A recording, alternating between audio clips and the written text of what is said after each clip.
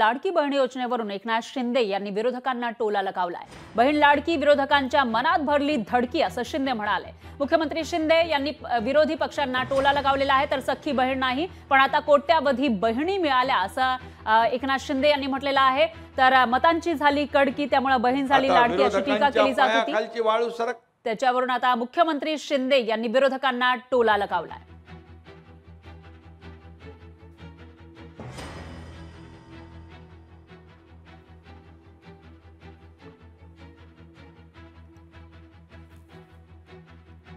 आपल्याला आता विरोधकांच्या पायाखालची वाळू सरकली आहे।